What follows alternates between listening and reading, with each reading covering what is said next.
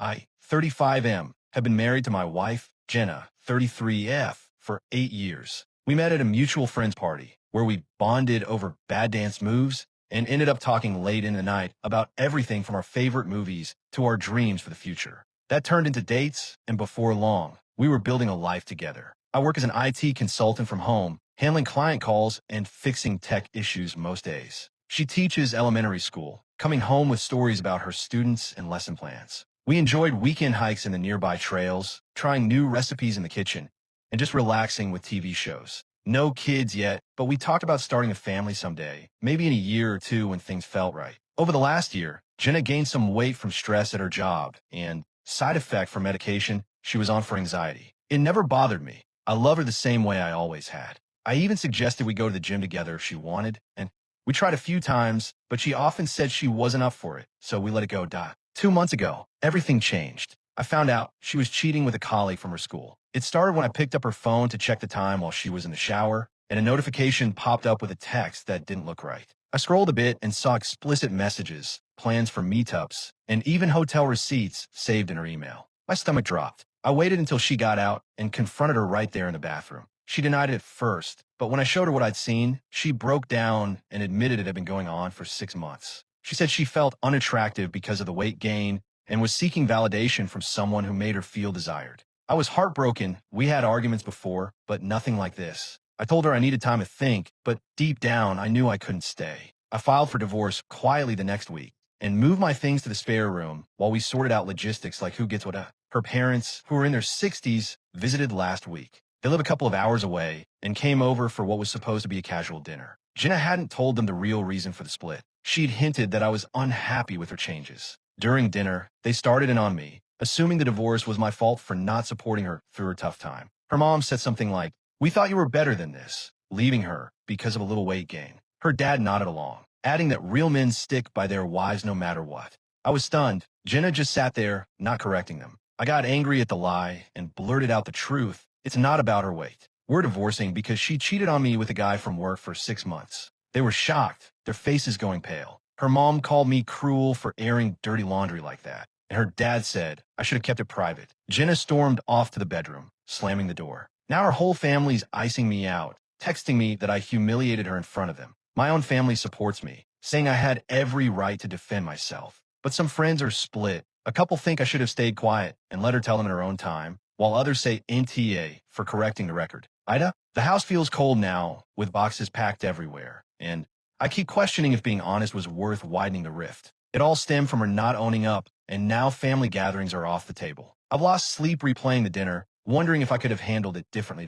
Update 1. Thanks for all the judgments. Most people said NTA, and a lot suggested documenting everything for the divorce, which I started doing with a lawyer I hired right after filing. I met with him the day after the post, going over emails and texts to build a case if things get messy. Yesterday, after the blow-up at dinner, Jenna's parents called and insisted on a family meeting at their place. I debated not going, but figured it might clear the air, so I drove over. When I got there, they were waiting in the living room, and they immediately grilled me, still believing Jenna's version that the affair was something I exaggerated and that the real issue was me overreacting to her weight gain. They kept saying things like, marriages have ups and downs, but you don't throw it away over looks. I stayed calm and pulled out my phone, showing them redacted screenshots of the texts and receipts, proving the affair had lasted months, including times when we were on our anniversary trip last spring. They read through them quietly, and the room got tensed. Jenna, who was there too, broke down crying and admitted part of it was true, but she tried to spin it by saying I had pushed her away by not noticing her insecurities about her body. She said things like, "He never complimented me anymore," and I felt invisible. Her mom jumped in to side with her, repeating that men often leave for superficial reasons and that I should have tried harder. But her dad looked doubtful, reading the messages again, and finally said we all needed space to think. He walked me out and mentioned he appreciated me coming, but didn't say much else. Back home, Jenna was furious and packed more of her clothes, blaming me for ruining her relationship with her family. She said, "We didn't have to throw me under the bus like that." My brother called to check in and offered support, reminding me I did nothing wrong. But the tension's high. We've already divided assets like the car, which she took, and the savings account, which we split evenly. Mutual friends have heard bits of the story through the grapevine, and some are pulling away from Jenna, while others are staying neutral. Guilt hits me sometimes, Did I really need to tell them everything, or should I have let her handle it her way? The empty spaces in the house, like the kitchen where we used to cook, remind me of our old life, and it's hard to move on without some kind of closure. I've started avoiding those rooms to dodge the memories, but it's not easy. Update 2. Reddit. Your encouragement to probe deeper into any patterns really paid off. A few days after the meeting, while I was sorting through our joint files at home to separate paperwork for the divorce, I came across old emails from before we were married. They showed Jenna had similar flings back then, confiding to a friend about how she sought attention during low points in her life, like after a breakup. It made me question everything, so I confronted her over coffee in Neutral Cafe downtown. I showed her the emails and asked if there was more I didn't know. She hesitated, but eventually confessed that the recent affair wasn't her first during our marriage. There was a brief 1-2 years ago with an ex from college. She said it was just emotional, mostly texts and one meetup, and she hid it because she thought it would blow over. It started after a rough patch when she felt overlooked at work and in our relationship, and she ended it quickly, but never told me. This shattered me even more. It felt like our whole marriage was built on lies. I updated my lawyer that afternoon, adding the infidelity details to strengthen the divorce case and possibly affect the asset division. Jenna called her parents later that day to come clean, and they got furious at her for lying to them too. Her mom yelled over the phone, demanding she get help for her self-esteem issues and stop making excuses. The family group chat blew up after that. Her sibling, who I'd always gotten along with, sided with me and revealed that Jenna had a habit of bending the truth for sympathy, like exaggerating stories about her job or health to get attention from everyone. It turned out this wasn't new. She'd done it since high school. Jenna's moved in with her parents for now to give us space, and we've listed the house for sale. Realtors have been coming through, asking about the layout, and it's weird having strangers walk through our old life. Work has kept me busy with client projects, but I've started therapy to deal with the betrayal, talking through how it all built up. The weight gain was just her cover story to avoid blame. Now the truth is out, but it's cost relationships all around, and I'm left picking up the pieces from years of deception. Mutual acquaintances are asking questions at social events, making things awkward, and I've had to step back from a few group hangs to avoid the drama.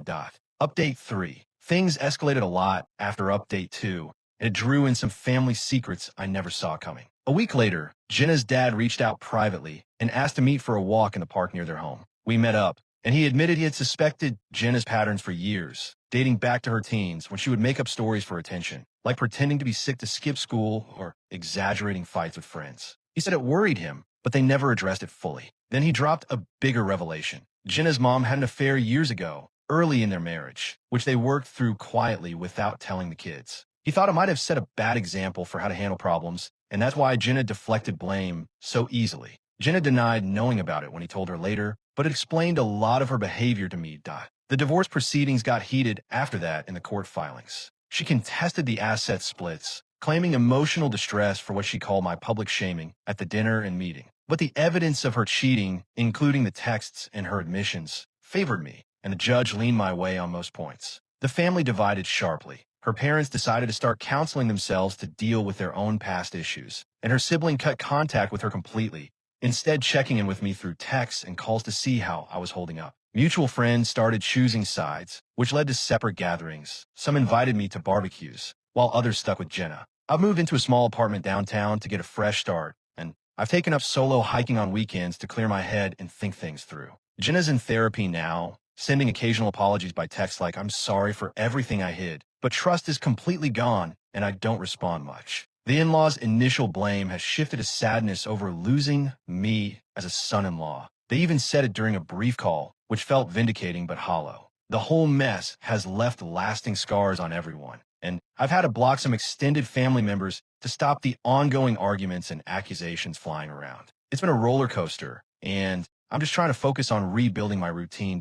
Update 4. For months since I told the in-laws the truth at that dinner, the dust has finally settled in some mixed ways. The divorce finalized amicably in the end, after a few more meetings with the lawyers to iron out details. I kept most of the savings we'd built up, and she bought me out of the house, which sold quickly to a young couple. She started dating casually, someone she met through work friends, and she's focusing on therapy to work through her issues. We've had one civil coffee meetup since then to wrap up loose ends like signing over some shared accounts, and we managed to do it without hard feelings or arguments. Just a quick goodbye and well wishes. Her parents have reconciled with both of us in their own way. They apologized for their initial assumptions during a phone call, admitting they jumped to conclusions too fast. Holiday invites are tentative now, held on neutral ground like local parks to avoid stirring up old tensions, and we've all agreed to keep things light. I've started seeing someone new myself, a colleague from a recent project who shares my interest in outdoor activities. We're taking it slow, going on simple dates like walks or coffee, and it's been a nice change. Family bonds have mended unevenly. Her sibling and I stay connected, even sharing laughs over text about the drama's lessons and how we've both moved on. Work gave me a promotion to a senior role, which came with more responsibility, but also better pay. And I've started a side project designing apps for fun, something to keep my mind occupied. Jenna's weight was never the real issue. It was her choices and the lies that built up over time. Honesty cleared the air in the end, though it hurt a lot of people along the way. If in-laws assume the wrong things, setting the record straight can shift perspectives, even if it's tough and leads to fallout. Reddit, your perspectives really guided me through the chaos, from the initial advice to the ongoing support. Ending this one,